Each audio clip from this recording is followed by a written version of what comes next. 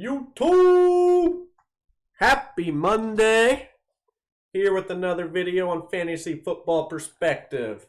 Hope you guys had a good weekend, good first day of work. Today I'm bringing you a video exploring my last three trades, kind of my thought process. I'm actually going to show you my team. Quick update about this team. This is a 10-team league. Dynasty, PPR, and we're actually transitioning into a super flex league next year.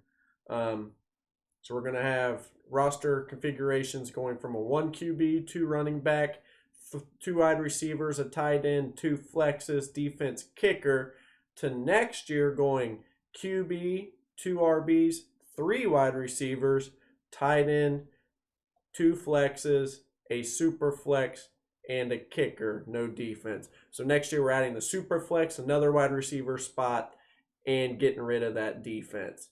Yeah, we're going to dig in. Hope you all have a good day. If you haven't hit that subscribe button, go ahead and hit that for me, baby. Appreciate it. Thanks.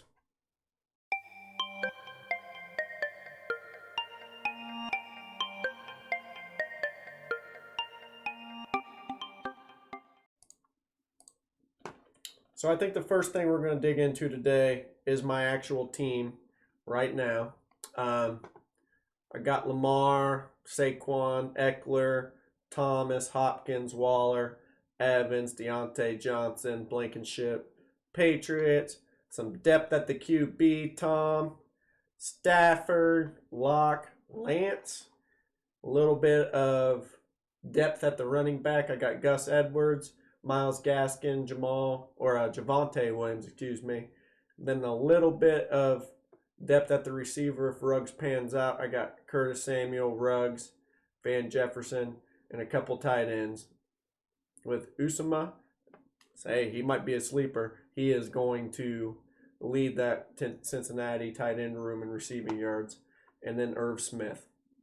Got a couple people on my taxi squad as well. And I at least have a pick everywhere I should. So, that's kind of my team. Let me switch back over to my face real quick. So, my team's not bad. I'd say it's top 3 in the league. My starters are, I would say, competing with anybody in the league. My depth can need some improvement, and that's kind of why I made these trades. So, let's kind of get into this. First trade that I made, sorry, let me back up real quick. Any Dynasty league that's kind of switching over from a regular standard 1 QB league or a PPR 1 QB league into a super flex, I think they should model it after what we did. So what we did at the end of the 2020-2021 season, we told everyone that we were going to switch. Everyone agreed. We said we're going to switch in 2023. So I gave everyone to the a week before the rookie draft of this year to limit or drop every QB. They're allowed 2 QBs on their roster. We opened up the ability to draft QBs within the rookie draft. There's no max or anything on the QBs, but starting off with 2 QBs starts everyone at an even playing field. We also had the ability to pick up QBs after the rookie draft if they didn't get drafted. We kind of used a random number generator, gave everyone a number, kind of first come, first serve basis by chance. So everyone had the same opportunity to either A, draft QBs in the rookie draft, or B, the random number generator gave everyone the same chance to get a QB after the draft. So hopefully that makes sense. So keep in mind when I say these trades, we are switching to a super flex league, and not this coming season, but the season after. So let's kick this off. First trade that I made, I traded Darnell Mooney and Hunter Henry. Hurt my soul to get rid of Darnell Mooney. For Curtis Samuel, high upside 24-year-old, and Myles Gaskin. Now, why would I do this? I think Curtis Samuel is already a kind of a proven guy. He did pretty well last year in Carolina, being the 3rd option. Towards the end of the year, I think he was more like the 2nd option. But Myles Gaskin is a scary pick. To be honest, I just didn't have the RB depth that I needed. I have Javonte Williams sitting back there, but I can see a situation where he really doesn't take over the full workload until week 7, week 8, week 9, or if some reason Melvin Gordon gets hurt. Miles Gaskin's, I'm pretty sure, has this year at least locked up a pretty good workload. So I need that running back depth for this year because I'm going for the championship. I'm not a rebuilding team. I have a team that's not old, but definitely getting up there with my receivers, Mike Evans, DeAndre Hopkins, Michael Thomas.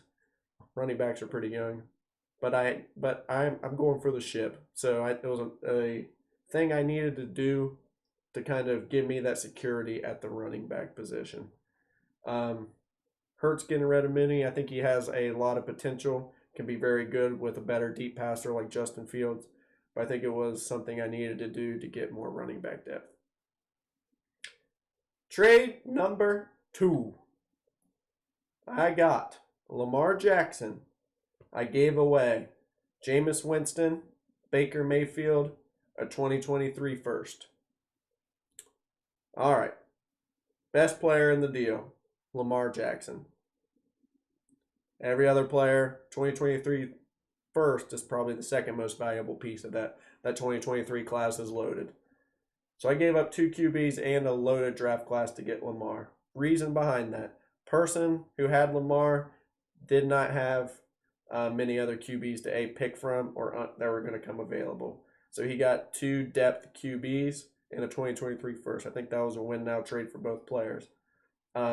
He got the depth he needed, and I got the stud young QB to kind of lead my QB room because I was kind of lacking a number 1 QB that was under the age of 30. All right, trade number 3. I traded Russell Wilson for Matthew Stafford, a 2022 second, and a 2023 first. So sometimes I'll put some players on the trade deadline to see what I can get. Russell Wilson's situation is kind of cloudy to me right now. You see a lot of stuff that he's unhappy. He's not the youngest guy. He's very durable. He plays a lot. I think he's kind of in a descending value just where he's at right now with the situation. And I think Stafford just went to an ascending value. He's going to a great offensive coordinator with great weapons. I think he's going to go to an offense that's going to click, high octane, a good defense. I think his situation's just better. They're not that much different in age. So obviously in a 1 year, I would say Russell Wilson all day. Even in a dynasty, I would say that honestly as well. But I don't think the gap's as big as it used to be. And on top of that, I got the 2023 coveted first and a 2022 second. It was just too good to pass up. Had to do it. Had to get rid of Russ. I kind of said these trades in reverse order of what they happened. That Russell Wilson trade actually happened first. Then I got Lamar Jackson, and then I made the Myles Gaskin Curtis Samuel trade. After I traded Wilson, I saw a big hole on my roster that said I needed that stud quarterback, and that's what I went out and got. So yeah, that was kind of my thought process on these trades while I was sending them. Comment below, tell me what you think about them. I think I did pretty well, judging by where I needed to go with my team, some holes in my team.